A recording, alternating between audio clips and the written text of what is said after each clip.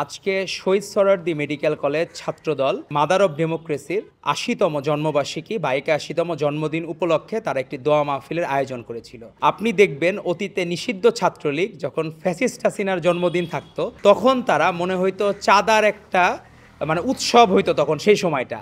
সেই জায়গায় অত্যন্ত অনাড়ম্বরপূর্ণ পরিবেশে তারা যে এই মিলাদের তবারকটা যে শহীদ সোহরাওয়ার্দী মেডিকেল ছাত্রদলের প্রেসিডেন্ট শেখ তাহিদুল ইসলাম সৈকত প্রতিষ্ঠাতা প্রেসিডেন্ট এবং আমাদের যারা আছে যারা জুনিয়র পরবর্তীতে নেতৃত্বে আসবে ইফতেখার আহমেদ শিহাব আর খন্দকার সিফাতুল হক, তারা নিজেদের পকেট মানি বাঁচিয়ে এই প্রোগ্রামের তবারকের ব্যবস্থা করেছে। তো ছাত্রদল যে আসলে যে রাজনৈতিক যে গুণগত পরিবর্তনের ধারাটা শুরু হয়েছে সেটিকে সারা বাংলাদেশের মানুষই স্বাগত জানাচ্ছে। আমাদের ভারপ্রাপ্ত চেয়ারম্যান জনাব তারেক রহমান যে ঐতিহাসিক ছাত্র সমাবেশে প্রথম তরুণদের কাছে ভোট চেয়েছেন এবং ছাত্রদলকে বলেছেন আমরা আমাদের ভালো কাজের মাধ্যমেই মানুষের মন জয় করব, তারই ধারাবাহিকতায় আজকে এই অনাড়ম্বরপূর্ণ পরিবেশে কোনো কেকের আয়োজন নাই, কোনো উৎসব নাই এবং এই যে খিচুড়িটা দেওয়া হয়েছে সেটি তারা ধারাবাহিকতা ঠিক রেখেছে। যে খিচুড়িটা ম্যাডাম যখন জেলখানায় ছিলেন অন্যায় মামলায়, বানোয়াট মামলায়, সে সময় তাকে ইফতারির জন্য বরাদ্দ ছিল ৩৯ টাকা ৫০ পয়সা। তো সেটিরই ধারাবাহিকতা আজকে যে তবারকটা সেই অনাড়ম্বরপূর্ণ পরিবেশ হিসেবে ৪০ টাকার মতো করে যে পরিবেশটা ওইটাতে আবহ রাখা হয়েছে, যে আমরা কোনোদিনই ভুলতে চাই না আমাদের সেই স্যাক্রিফাইসের টাইমটা। বান্ডেল থাকলে প্রতি সেনমানিতে টাকা বাঁচবে।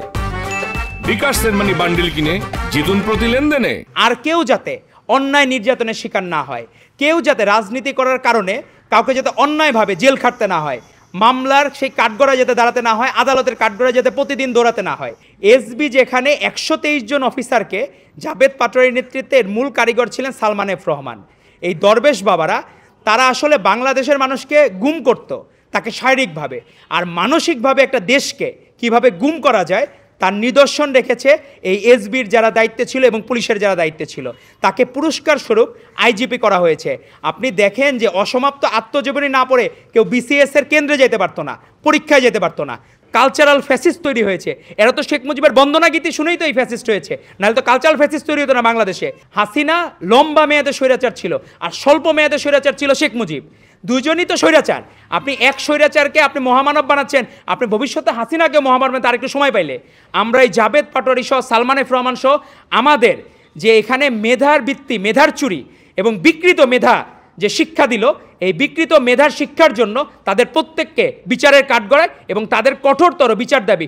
সরকারি রাষ্ট্রীয় পৃষ্ঠপোষকতায় এই বানোয়াট রূপকথার বলবো তামিল সিনেমা বানানোর জন্য তাদেরকে প্রত্যেককে বিচারের কাঠগড়ায় দাঁড় করে এবং সর্বোচ্চ এসবিতে ১২৩ জন অফিসার যারা এর সহযোগী ছিল প্রত্যেকে একটি করে ফ্ল্যাট আর ১ কোটি করে টাকা পেয়েছে নগদ অর্থ, এবং প্রত্যেকের টাকা তো উদ্ধার করা শুরু করে তাদের প্রত্যেককে বিচারের কাঠগড়ায় এবং সর্বোচ্চ বিচার নিশ্চিত করতে হবে।